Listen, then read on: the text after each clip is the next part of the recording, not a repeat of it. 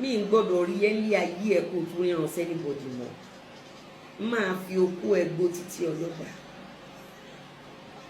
kí ni mo sọ fún ẹ máa fi okó ẹ orí okó ẹ máa fi gbó títí ọlọ́dà tí n bá tún gbọ́ fẹ́ lẹ́nu ẹ tí n bá gbọ́ pé o tún ríran ikú pàyà láyé ẹnu kùtù ìyá ẹ tó kú sóòtẹ́ ìyá ẹ tó gbàdọ́dù tí n bá fi lè gbọ́ kó tún rí bíṣọ̀ olórí burúkú wòlíì olè adó fún ọ ìwọ náà gbọ́ nǹkan tó ń tẹnu ẹ jáde àwọn èèyàn sọ wípé olórí burúkú ẹ̀dá ni and you admitted it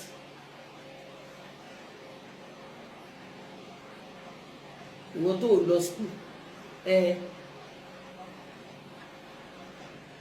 àkúnmí onígbàtí ẹni tó ń kù.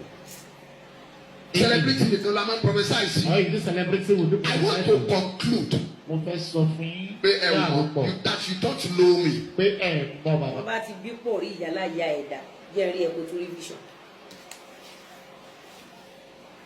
Èmi challenge ẹ̀ pé bàbá ńlá kú bàbá ẹ̀ òpó orí máa kókó bàbá ńlá kú bàbá ẹ̀ ṣíyán láyé gbọ̀gbẹ́ ń dènà ọ̀run wóróró ọ̀run wàràrà bàbá ńlá kú bàbá olórí bàbá òfò bàbá àbànújẹ́ bàbá fún wa náà tó bí ẹ jẹ́ nǹkan rí ẹ kó o tún rí vision okú ẹ máa fi gbó títí ọlọ́dà mí ní fi gbó oníkan kéré torí orí yẹn fẹ́ smooth díẹ̀ àwọn títí kọta yẹn máa fi orí okú ẹ gbó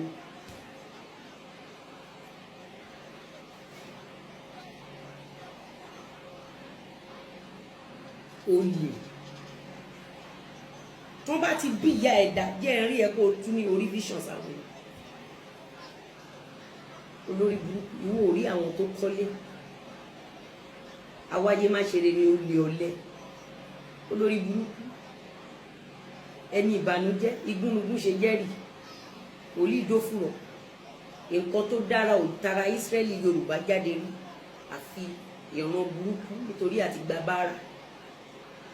mẹ́yìí olórí burúkú onígbáná yẹn tó ti gba dọ́gì bí ẹni máa kú lọ́dún ẹ̀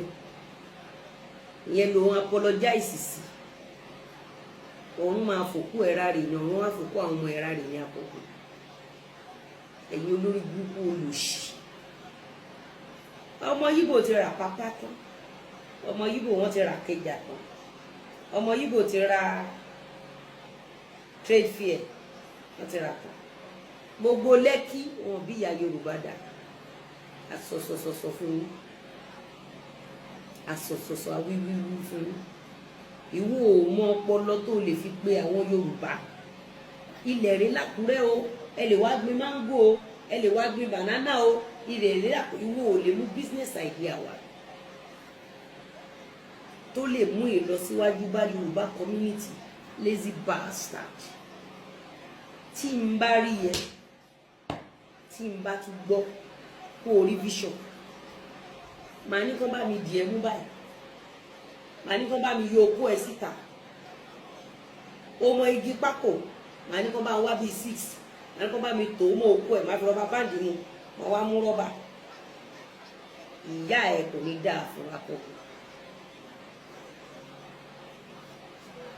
o dẹ̀ gbóyàwó lé onílé títí ìyẹn dẹ̀ buké mú ẹ lọ́wọ́ ìyẹn buké mú ẹ lọ́wọ́ ó wá rí fún gbàdí bí ẹrù olè.